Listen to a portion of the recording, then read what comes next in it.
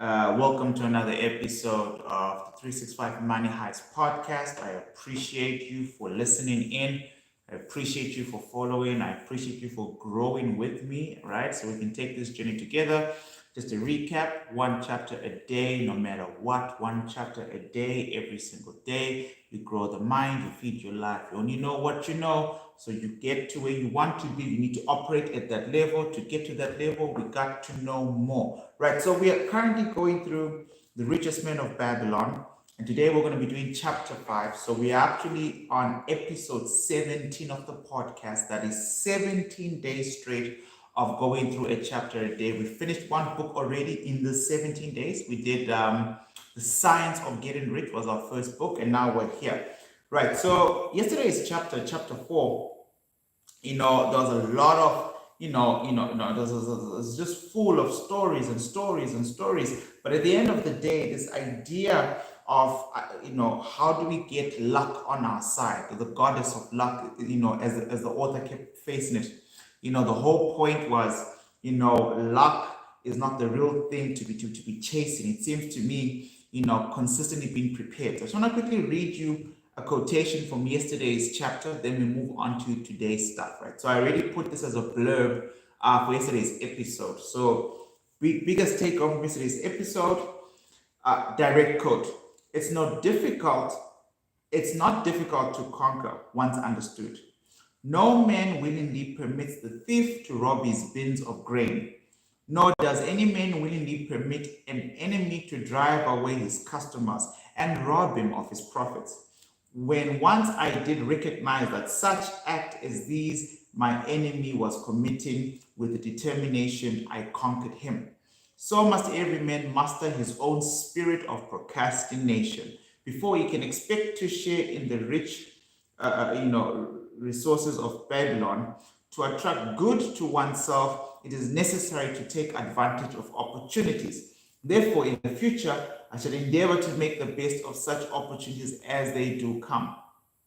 And so basically, don't procrastinate, keep pushing, etc. Right. So today, guys, in today's chapter, by the way, if you're watching on our YouTube channel, I know most of you are listening in on Spotify, and I appreciate it. If you're watching on YouTube channel, I'm just kind of like getting a sense, because I do these also on our 365 Trading Academy YouTube channel. And I'm wondering how people feel about that. Do you think you should keep the podcast in the same channel, or should you guys want a channel that specifically that deals with the podcast, right? So that we don't have trading and podcast, or do you like it all together like that? I personally don't really mind either or, but it's just stuff I'm thinking about, in the long run. So I really would appreciate some feedback. I'm not saying I'll go with the 1 or 2 or 3 comments, but just to get some type of feedback, would be good. Would you want a completely separate channel that deals with podcast business? And then we keep 365 YouTube channel as is. Just let me know in the comment section if you're on the YouTube channel. Right, so today we're looking at chapter 5. Like I said, we are on episode 17. And I'm just going to do one chapter again tonight. It's a Friday night. And then we can wrap up this week. From next week, I'll be back to doing these, podcast episodes for you in the morning. Right, so chapter 5 basically starts off, or the title of chapter 5 are the 5 laws of gold. The 5 laws of gold. A bag heavy with gold, or clay tablet carved with words of wisdom, if thou hast thy choice, which wilt thou choose? By a flickering light from the fire of desert shrubs, the sun-tanned faces of the listeners gleamed within interest. The gold, chorused the 27. Old Caleb smiled knowingly. Hark, he resumed, raising his hand. Hear the wild out there in the night. They hollow and wail because they are lean with hunger.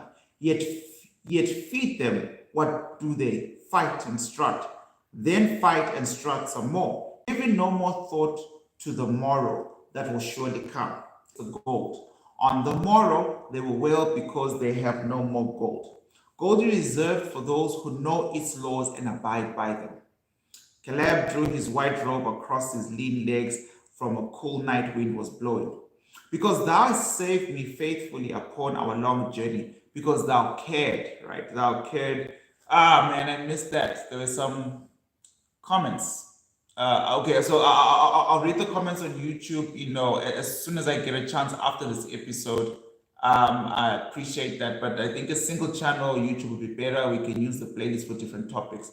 All right, cool. So that's kind of like my sense. Thanks a lot. Thanks a lot, Alvin. Right, cool. So where was I? So Caleb drew his white robe close by his lean legs, for a cool night wind was blowing.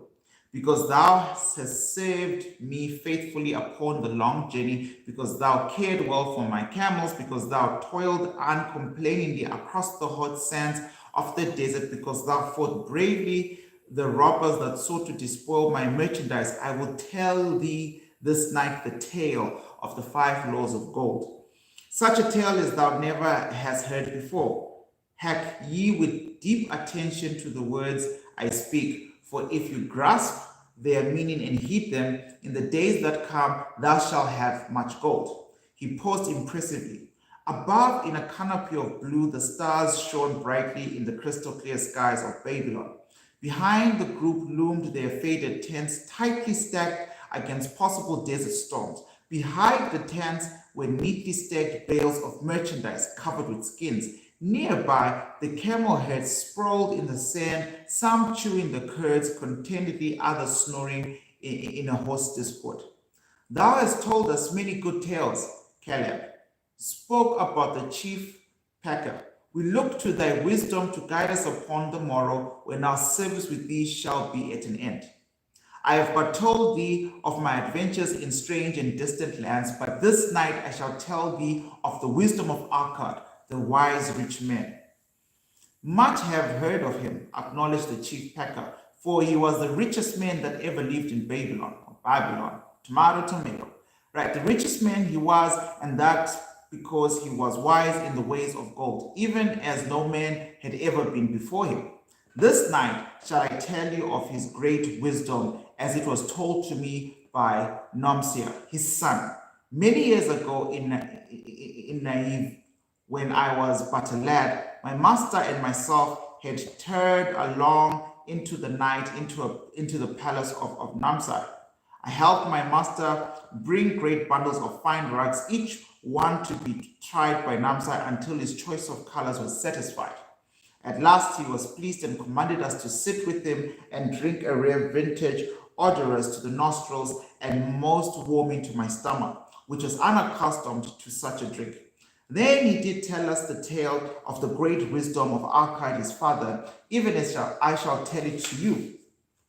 In Babylon, it is the custom, as you know, that the sons of wealthy fathers live with their parents in expectation of inheriting the estate.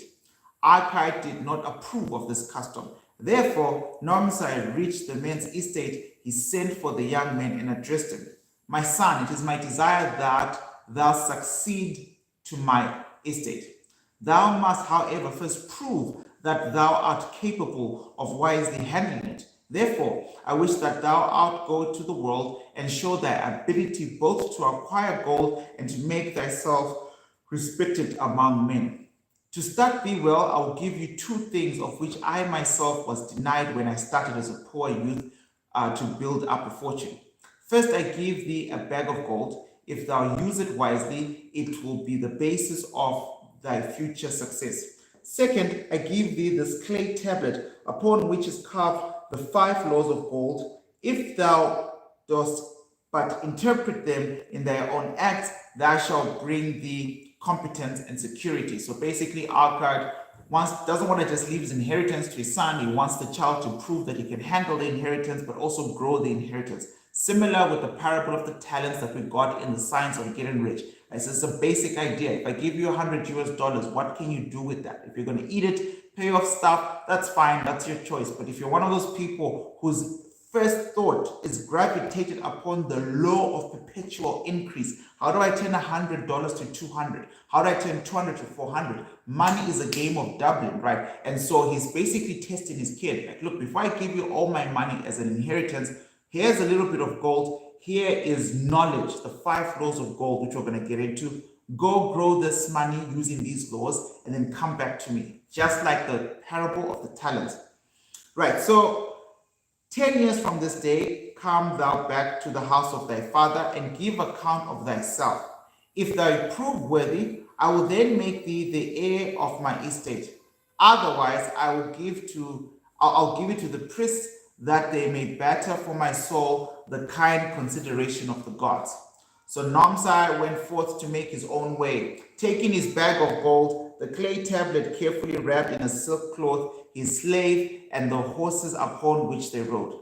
10 years passed, and Nomsai, as he had agreed, returned to the house of his father, who provided a great feast to his honor, to which he invited many friends and relatives. After the feast was over, the father and the mother mounted their throne-like seats at one side at the great hall, and Nomsai stood before them to give an account of himself as he had promised his father. It was evening. The room was hazy with smoke from the wicks of the oil lamps, but dimly lit. Slaves in white woven jackets, tunics fanned the humid air rhythmically with long steamed palm sleeves. A stately dignity colored the scene. The wife of Nomsai and his two young sons, with friends and other members of the family, sat upon the rugs behind him, eager listeners. My father, he began deferentially, I bow before thy wisdom. 10 years ago, when I stood at the gates of manhood, thou bade me to go forth and become a man among men, instead of remaining a vassal to thy fortune. Thou give me liberal of thy gold, thou gave me liberal of thy wisdom. Of the gold, alas, I must admit of a disastrous handling. It fled, indeed, from my inexperienced hands, even as a wild hare flees at the first opportunity from the youth who captures it. The father smiled indulgently. Continue, my son. Thy tale interests me in all its details. I decided to go to Naivin as it was a growing city. Believing that I might find these opportunities, I joined the caravan and among its members made numerous friends. Two well-spoken men who had a most beautiful white horse, as fleet and as the wind, were among thee. As we journeyed, they told me in confidence that in Navin was a wealthy man who owned a horse so swift that it had never been beaten. Its owner believed that no horse living could run with greater speed. Therefore, would he wager any sum, however large, that his horse could outspeed any horse in all of Babylonia. Compared to their horse, so my friend said it was but a lumbering ass that could be beaten with ease. They offered as a great favor to permit me to join them in a wager. I was quite carried away with the plan. Our horse was badly bitten and I lost much of my gold. The father laughed. Later, I discovered that it was a deceitful plan of these men, and they constantly journeyed with caravans seeking victims. You see, the man in Navier was their partner and shared with them the bets he'd won. This shrewd deceit taught me my first lesson, looking out for myself. I was soon to learn another quite equally bitter. In the caravan was another young man with whom I became quite friendly. He was the son of wealthy parents and, like myself, journeying to Naive to find a suitable location. Not long after our arrival, he told me that the merchant had died and his shop with his rich merchants and patronage could be secured at a small price, saying that we would be equal partners, but first we must return to Babylon to secure his gold. He prevailed upon me to purchase the stock with my gold, agreeing that his would be used later to carry out the venture. He long delayed the trip to Babylon, proving in the meantime to be an unwise buyer and a foolish spender. I finally put him out, but not before the business had deteriorated to where we were unable and unsaleable goods and no gold to buy other goods. I sacrificed what was left to an Israelite for a pitiful sum. Soon they followed, I tell you, my father. Bitter days I sought employment, I found it not, for I was without trade or training that would enable me to earn. I sold my horse, I sold my slave, I sold my extra robes, that I might have food and a place to sleep. But each day Grim want, each day Grim wanted, crouched closer. But in those bitter days, I remembered thy confidence in me, that my father, thou hast sent me forth to become a man, and this I was determined to accomplish. The mother buried her face and wept softly. At this time I bethought me of the table thou had given to me, which thou had carved the 5 laws of gold. Thereupon I read most carefully thy words of wisdom and realized that had I sought wisdom first, my God would not have been lost to me. I learned by my heart each law had determined that when once more the goddess of good fortune smiled upon me, I would be guided by the wisdom of age and not by the inexperience of youth. For the benefit of you who seated here this night, I will read the wisdom of my father has engraved upon the clay tablet, which he gave to me 10 years ago. The 5 laws of gold. Number 1, gold cometh gladly and is increasing quantity to any man who will put by no less than 1/10 of his earnings to create an estate of his future than that of his family. Right, so there's a 10% rule that we've already done in the previous chapter. I want you to know this is written in 1920. L. Nightingale in 1930s during the Great Depression called this the strangest secret. Right, the strangest secret is a complicated thing about how you think, which you've already covered in the science of getting rich. But inside the strangest thinking, the first rule for all these golden guys, all these golden age guys, is the 10% rule. 10% of what you earn is not yours to keep. It can be yours to be paid to you as long as you're using that 10% to multiply and duplicate your gold, your funds, make babies for you. So rule number 1 of gold, gold cometh gladly and increasingly quantity to any man who will put by no less than 1/10 of his earnings to create an estate for his future and that of his family. Number 2, gold laboreth diligently and contentedly for the wise owner who finds for it profitable employment, multiplying even as the flocks of the field. So you gotta make sure you choose good financial investments for your gold. Number 3, gold clingeth to the protection of the cautious owner who invests it under the advice of men who is handling it. So we're going back to the 7 cures of a lean purse. Always get advice from people qualified, to give you that particular advice.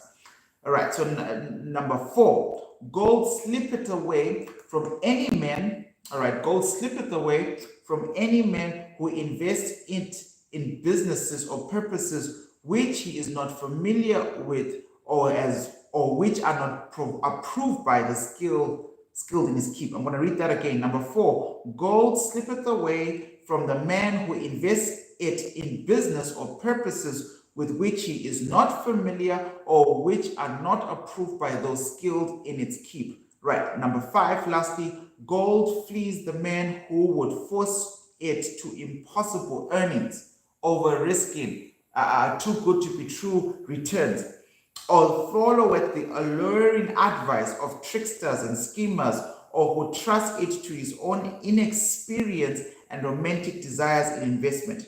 These are the 5 laws of gold as written by my father. I do proclaim them as greater value than gold itself, as I'll show you by the continuance of my tale. He again faced his father. I've told thee of the depth of poverty and despair in which my experience brought me. However, there is no chain of disasters that will not come to an end. Mine came when I secured employment managing a crew of slaves working upon the new outer wall of the city. Now, I just want to be clear, guys. I've had this book for a very long time. The old English is a little bit annoying, but what always irks me is the fact that this book really fit in the story of Babylon. And you have to remember, in the context of those olden day cities, it irks me a little bit that there's always this use of slaves as assets in the book, in the chapter, right? So I understand that this is actually for the most part an extremely imaginative text of the book, where the author George Clason chose those times, the Babylon times, the olden days, but just continuous bringing up of slavery. And in this case, really, slaves were property, were assets, right? They're not liabilities. It was a profitable asset to own a slave. And that's the context I'm sure the author means it in, but it just still bothers me a little bit. But anyways, mine came. So, however, there is no chain of disasters that will not come to an end. Mine came when I secured employment managing a crew of slaves working upon the new outer wall, of the city. Profiting from my knowledge of the first law of gold, I saved a copper from my first earnings, adding to it every opportunity until I had a piece of silver, so the 10% rule. It was a slow procedure, for one must live. I did spend grudgingly, I admit, because I was determined to earn back before the 10 years were over as much gold as my father had given to me. One day, the slave master with whom I had become quite friendly said to me, "Thou art a thrifty youth who spends not wantingly what he earns. Hast thou gold put by that is not earning? Do you have any gold that's not working for you, that's not making you extra money?" "Yes," I replied. "It is my greatest desire to accumulate gold to replace that which my father gave me and which I have lost. It is with ambition I will grant. And do you know that the gold which you have saved can work for you and earn you much more gold? Alas, my experience has been bitter, for my father's gold has fled from me, and I am in much fear lest my own do the same." If so, it's basically saying, look, man, my mindset is not okay, my psychology is off right now to jump into this investment. "But if thou hast confidence in me, I will give thee a lesson in profitably handling of gold," he replied. "Within a year, the outer wall will be complete and ready for great gates of bronze that will be built at the entrance to protect the city from the king's enemies.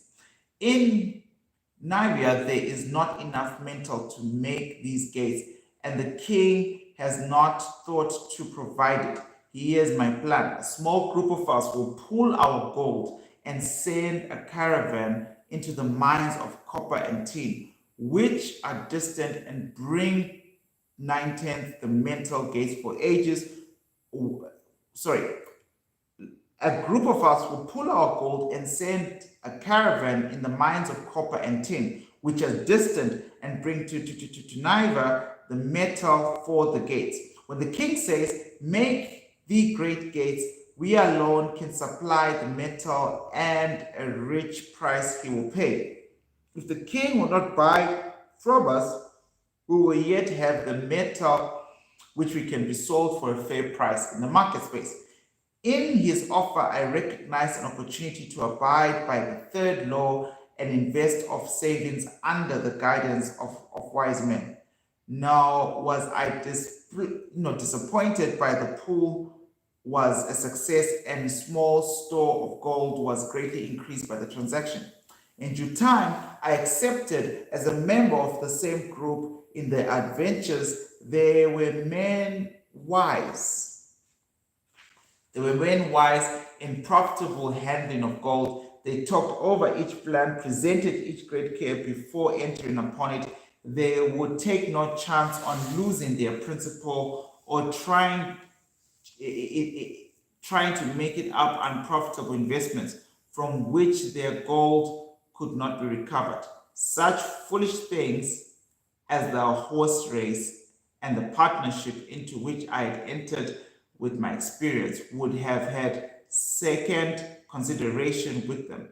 They would have immediately pointed out their weakness. Through my association with these men, I learned to safely invest gold to bring profitable returns. As the years went on, my treasure increased more and more rapidly to not only be made as such as I lost, but much more. Through my misfortunes, my trials, and my success, I have tested time and time again the wisdom of the 5 laws of gold, my father, and have proven them true in every test. To him who is without knowledge of the fight of laws gold comes not often and goeth away quickly. But to him who abide by the 5 loaves of gold comes and works as this dutiful slave, comes as his dutiful slave. Nomsia sees speaking and motive and mentioned to a slave in the back room. The slave brought forward one at a time 3 heavy leather bags. One of these Nomsia looked and placed upon the floor before his father, addressing him again. Thou dost give me a bag of gold, Babylon, a bag of gold, Babylon gold. Beyond in its place, I do return to thee a bag of Navia gold of equal weight, an equal exchange as we willingly agree. Thou didst give me a clay tablet inscribed with wisdom. Behold, it is in it instead I do return 2 bags of gold. So saying, he took from the slave and the other 2 bags, and likewise placed upon them and the floor before his father. This I do not prove thee with my father, or how much greater value to I consider my wisdom of thy gold. Yet who can measure in the bags of gold the value of wisdom? Without wisdom, gold is quickly lost by those who have it. But with wisdom, gold can be secured by those who have it, and these 3 bags of gold do prove. It does indeed give to me the deepest satisfaction, my Father, to stand before thee and say, because of thy wisdom, I have been able to become rich and respected before men. The father placed his hand fondly upon the head of Nomsia. Thou hast learned well thy lessons, and indeed fortunate to have a son to whom I may entrust my wealth. We're almost there. Right, so Caleb seized his tail and looked critically at the listeners. What means this to thee, this tale of Nomsia? He continued. Who among thee can go to their father or to the father or thy mother and give an account of wise handling of the earnings? What would these variable men think where you stay? Where you say, I've traveled much and learned much and labored much and earned much. Okay? Yet, alas, of gold I have little. Some I spent well, some I spent foolishly, as much as I lost in unwise ways. Dost still think it is necessary of faith that if some men have much gold and others have not? Then you err. When men have gold, when they know the 5 laws of gold, I abide thereby. Because I learned these 5 laws in my youth and abided by them.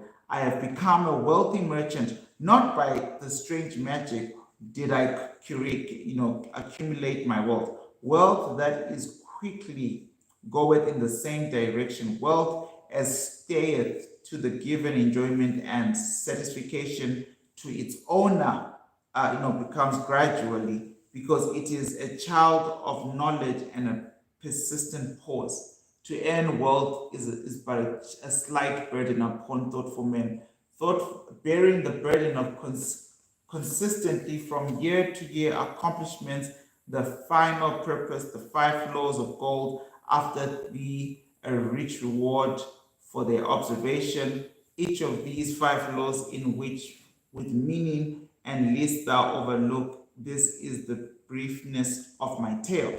I will now repeat them. I know them each by heart, because in my youth I could see their value and would not be content until I knew them word for word. Right.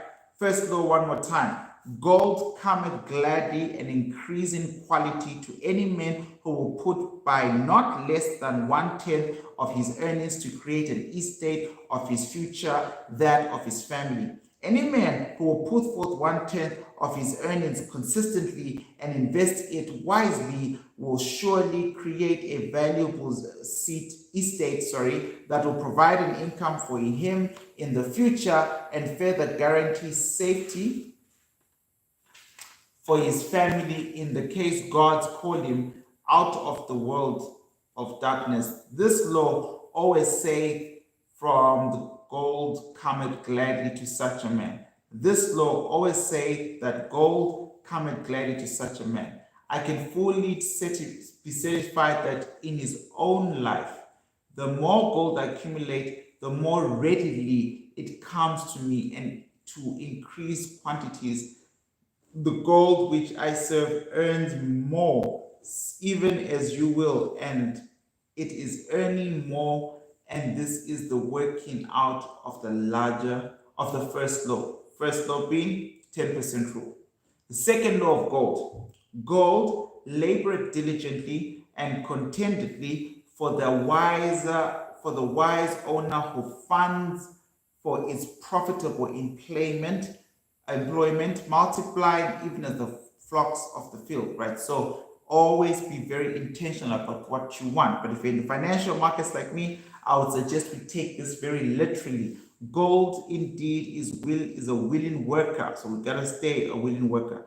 It is never eager to multiply or present itself. To every man who hath a store of gold set by opportunity comes, in its most profitable use. As the years pass, it multiplies itself in surprising fashion. Right, so put your money to work. Right, okay. Law number 3, gold clingeth to the protection of the cautious owner who invests in it under the advice of men in its handling. Gold preferred, clingeth to the cautious owner, even as the fleas the careless owner. Gold indeed clingeth to the cautious owner, even as it flees the careless owner. The man who seeks the advice of men wise is handling gold. Soon leaneth not to jeopardize his treasure, but to spend in the safety and to enjoy in contentment is consistent increase. Right, so change this idea, or rather, gold clingeth in protection of the same product sometimes that affect our wallet, right, our wealth building. Gold clingeth to the protection of the cautious owner who invests it under the advice of man in its handling. So don't get into a field if you don't have an expertise in the particular field, right? So you have to learn, right? You have to learn. The fourth law of gold slippeth away from the man who invests it in businesses or purposes with which he is not familiar, or which are not approved by those skilled in his keep.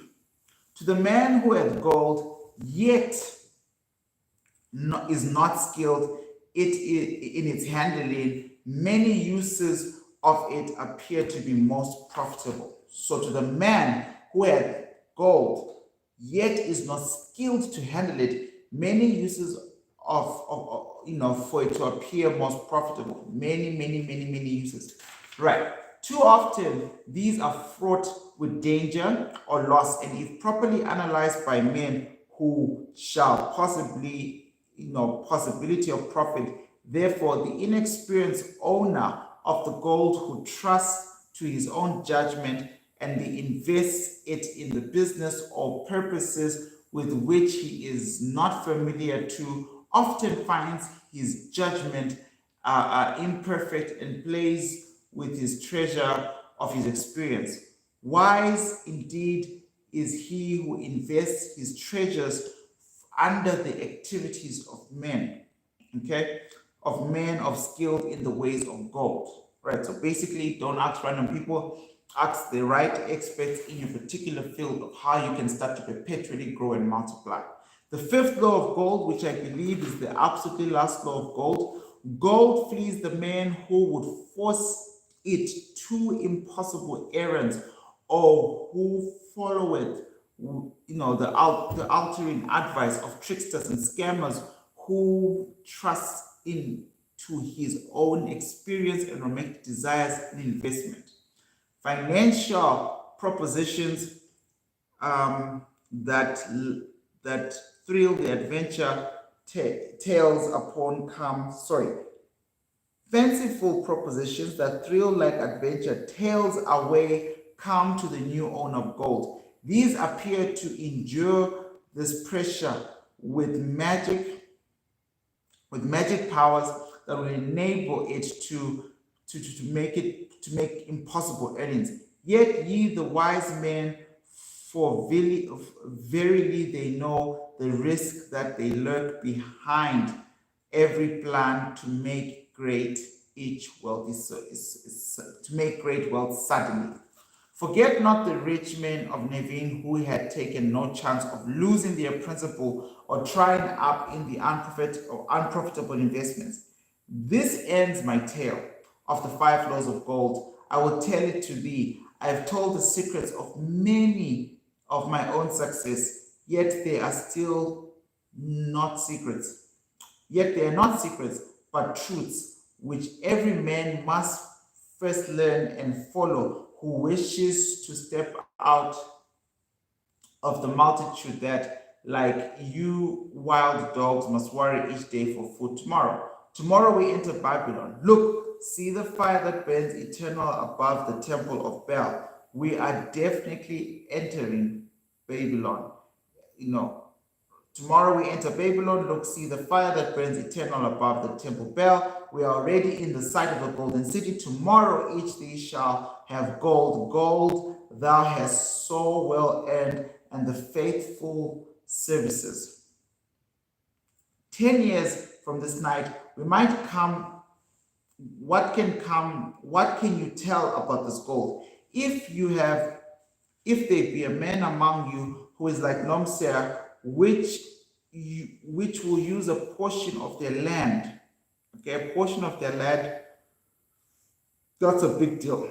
If they be a man among who, like Nomser, will use a portion of their gold to start for themselves an estate and be therefore wisely guided by the wisdom of Archite, 10 years from now, it is safe wager, like the son of Archite, they will be rich and respected among men. While our wise acts accompany us through life because us and to help us.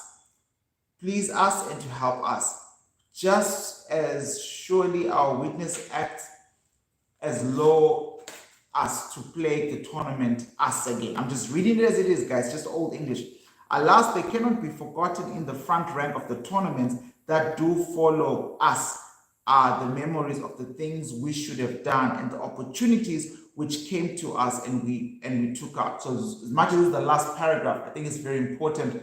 We actually are all on the same page. He's saying, look, man, alas, they cannot be forgotten. In the front rank of tournaments that follow us are the numerous and happiest of the things we should have done, of the opportunities which came to us and we took not.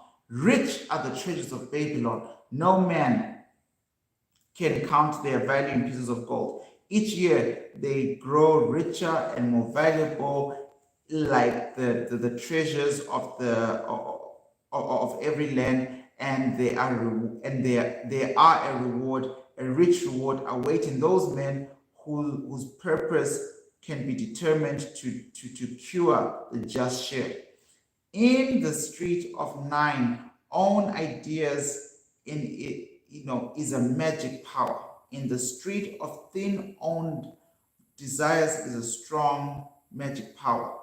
Go, guide this power with thy heart of thy 5 laws of gold, and thou shalt become the treasures of gold. So right now we know that in chapter 6 or 5, etc., the main emphasis here, guys, is there's this idea of gold, number 1. Number 2, there's this weird idea of a prenup, or like a contract or a mental state. Basically, a mental state is a better word. There is a lot of room for a mental state to quickly master the 5 laws of gold. After mastering the 5 laws of gold and actively practicing the 5 laws of gold, despite the fact that that's what I was going to say, you have to get to a place where you understand these 5 laws of gold. And as we recap today's chapter real quick, number 1, 10% rule. You gotta start to build your stream somewhere. Number two, God laboreth diligently and contentedly for the wise owner who finds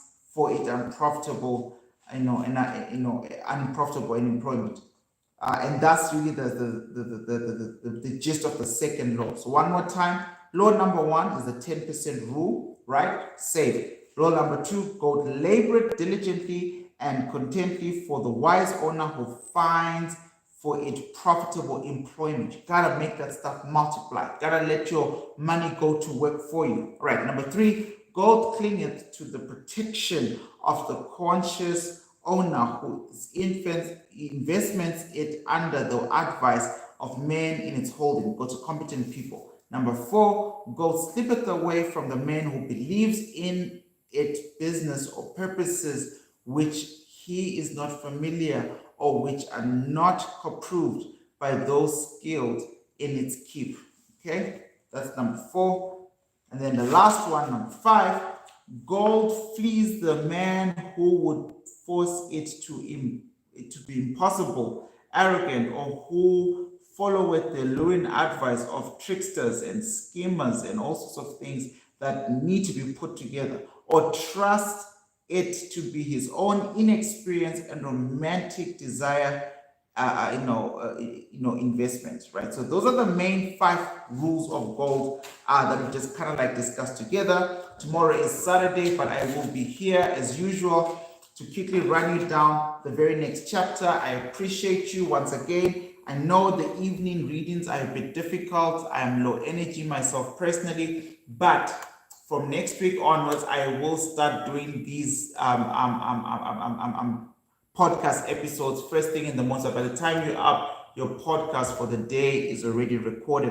365, shake my hand. If you're a trader, there'll be 2 war rooms dropping this weekend. There's a war room tomorrow. It's pre-recorded. I'll upload it. I'll do it by myself very early in the morning, since markets are about to close tonight, Friday. And then we're going to have another live traders war room this Sunday at 4:30 p.m. where we're going to map out the final the final FX pairs that we haven't touched yet since the war room series started this year. I'm looking forward to that. 365, shake my hand. Have a beautiful weekend. Cheers, everybody. Goodbye.